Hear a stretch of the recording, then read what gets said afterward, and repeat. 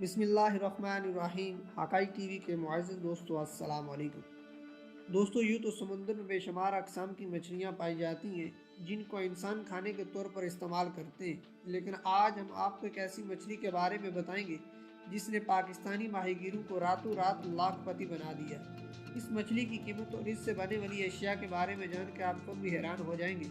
इससे पहले अगर आपने अभी तक हमारे चैनल हक़ाइक़ टीवी को सब्सक्राइब नहीं किया तो हक़ाइक़ टीवी को सब्सक्राइब कीजिए, साथ ही घंटी के बटन को प्रेस कीजिए ताकि इस तरह की लेटेस्ट वीडियो आप तक पहुंच सके।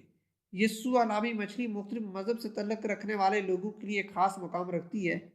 सुआ मछली में पाए जाने वाले एक ब्लैडर को चीन में शान और शौकत की अलामत के तौर पर तस्वर किया जाता है, जबकि लोग उसे अपने घर पर रखते हैं। इसके अलावा चीनी रवायती अद्वियात में भी इसका इस्तेमाल किया जाता है।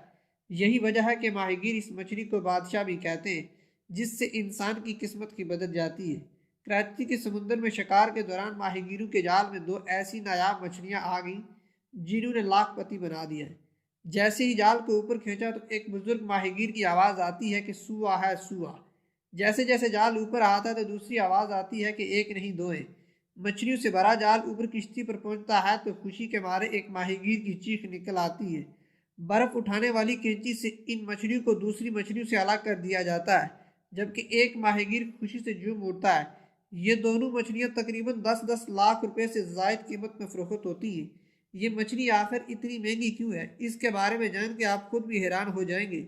इस मछली को सिंध में सुआ और बलोची में क्रोकर कहा जाता है, जबकि इसका साइंसी नाम आर्गायरो वसोमस है।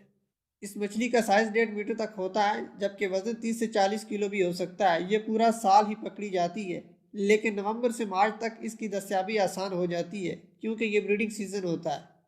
ये मछली हांगकांग एक्सपोर्ट की जाती है और इससे खास किस्म का धागा बनाया जाता है जो ऑपरेशन में टांके लगाने के काम आता है। इसके महंगे होने की वजह इसमें मौजूद एयर ब्लैडर है, जिसे मकामी जुबान में पोटा कहते हैं। ये ब्लैडर तमाम मछली में होते हैं, लेकिन क्रोकर में थोड़े मोटे और तंदुरुस्त होते हैं और इसी वजह से इस ब्लैडर की कीमत इसके वजन के हिसाब से लगाई जाती है। पोटे की चीनी रवायती खानों में बड़ी अहमियत है और इसके अलावा ये शान और शौकत की भी अक्कासी करते हैं। जिस तरह लोग हमारे यहाँ घरों में सोना रखते हैं, चीनी इस सूखे पोटे को अपने घर पर रखते हैं। जब हमें ज़रूरत पड़ती है तो हम सोना फरोख्त कर देते हैं, इसी तरह चीनी बवक़्त ज़रूरत इसको फरोख्त कर देते हैं।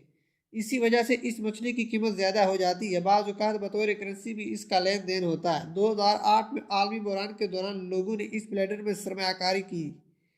सुआ के सब्ज माही ब्लेडर को चंद बड़ी निजी कंपनियां खरीदती हैं, लेकिन इसको किसी तरह हांगकांग या चीन पहुंचाया जाता है। यह कंपनियां ये राज नहीं बताती और यही वजह है कि चीन में इस मछली की बरामद पर पाबंदी आयद है।